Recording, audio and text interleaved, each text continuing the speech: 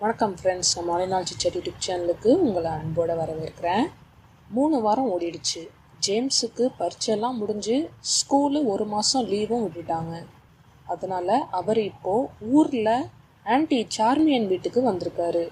2 பேரும் லஞ்சு சாப்பிட்டுட்டு இருந்தாங்க.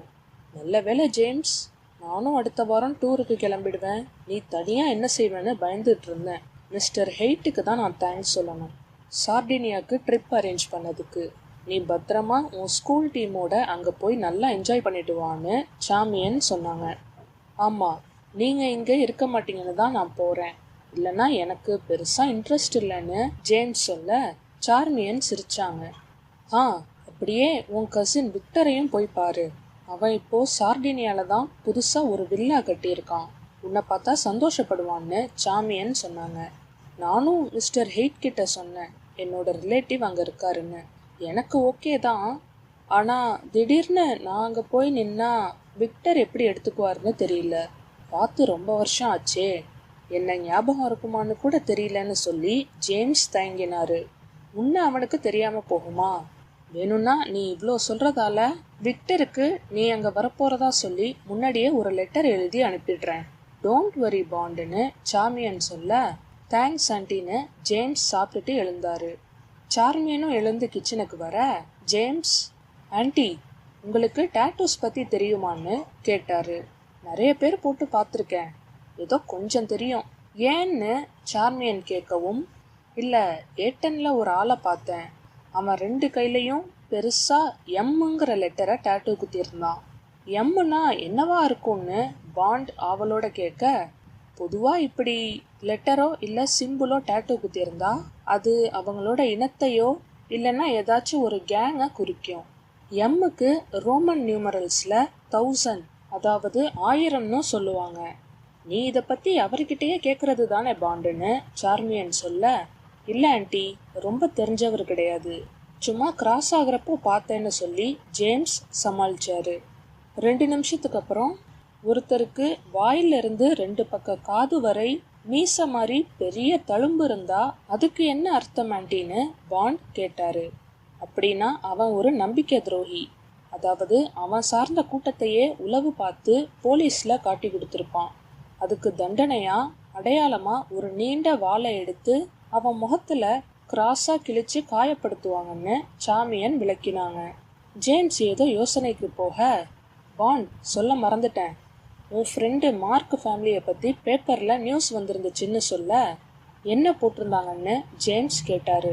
நீ சொன்னது தான், வேற ஒன்றும் புதுசாக இல்லை. கப்பலில் இருந்த ஆண்களோட பாடியெல்லாம் கிடச்சிடுச்சான், ஆனால் அந்த குட்டி பொண்ணும் அவளோட லேடி டீச்சர் மட்டும் மிஸ்ஸிங். அதனால் ஏதோ கடத்தல்காரங்க தான் 2 பேரையும் விற்கிறதுக்காக தூக்கிட்டு போயிருப்பாங்களோன்னு எல்லாருக்கும் சந்தேகம்னு சார்மியன் சொல்லி முடித்தாங்க. அதே நேரம் இங்கே இடி மின்னல் மழையோட கூடவே புயல் காற்றும் வீச, நட்ட நடு கடல்ல ஒரு கப்பல் மேலெழும்பி வந்த பெரிய அலைகளோட மோதி திக்குமுக்காடி போய் இருந்துச்சு. ட்ரீ ட்ரங்க் தான் அதை ஓட்டிட்டு இருந்தான். அவனோட கட்டுமஸ்தான உடம்புல கடல் நீரும் உப்பு காற்றும் மாறி மாறி ஆவேசமா அடிச்சு அவனை கீழே தள்ள பார்த்துச்சு. ஆனா அதுக்கெல்லாம் மசியாம உறுதியா கப்பலோட மேல்தளத்துல நின்று அதை ஒத்த ஆளா செலுத்திட்டு இருந்தான். இது போல பயங்கர புயலையும் கடல் சீற்றத்தையும் ட்ரீ ட்ரங்க் நிறையவே பார்த்துருக்கான். ஆனால் இன்னைக்கு அலைகளின் வேகம் 15-16 அடி உயரத்தில் இருக்கும்னு ட்ரீ ட்ரங்க் தனக்குள்ளேயே சொல்லிட்டு இருக்க, இன்னொரு ஆள் கப்பல் உள்ளேருந்து வந்தான். என்னப்பா, இன்னைக்கு ராத்திரிக்குள்ள ஹார்பருக்கு போயிடுவோமான்னு ட்ரீ ட்ரங்க் கிட்ட கேட்டான்.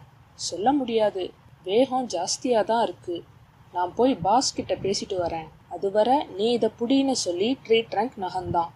இங்கேயும் அங்கேயும் தள்ளாடிக்கிட்டு போன கப்பலின் சுவர் ஓரமா படிகள்ல இறங்கின ட்ரீ ட்ரங்க் ஜோல்டன் அறை கதவை தட்டி உள்ள போனான். அங்க ஒரு டேபிள் கிட்ட ஜோல்டன் உட்கார்ந்துருக்க, எதிர் சேர்ல ஆமி குட்டனஃப். ஆமி அவனை குத்திய இடது பக்க தோள்பட்டையில ரத்தம் கசிந்து உறைஞ்சிருக்க, அதை கையோட சேர்த்து இப்போ மாவு கட்டு போட்டிருந்தான். வலது கையில ஒயின் கிளாஸ். ஜோல்டன் ட்ரீ ட்ரங்கை பார்த்து புருவம் உயர்த்தவும், பாஸ், வெளியே நிலைமை மோசமாக இருக்குது, கப்பலை செலுத்தலாமா இல்லைன்னு அவன் முடிக்கிறதுக்குள்ள ஜோல்டன், இதை விட மோசமான புயல் மழையெல்லாம் நாம் சமாளிக்கலையா, இப்போ மட்டும் என்ன, விடிகிறதுக்குள்ள எப்படியாச்சு நாம் அங்கே போயாகணும் ட்ரீ ட்ரங்க், புரிஞ்சுதான்னு ஜோல்டன் உரிமை. சரி பாஸ்னு ட்ரீ ட்ரங்க் அங்கேருந்து கிளம்பிட்டான். ஜோல்டன் ஆமியை பார்த்து, உனக்கு ஒன்று தெரியுமா? உங்கள் அப்பா மாதிரியே நானும் ஆர்மியில் இருந்தவன் தான். ஆனால் அவர் கடற்படை, நான் தரையில் போர் வீரன். சும்மா சொல்லக்கூடாது.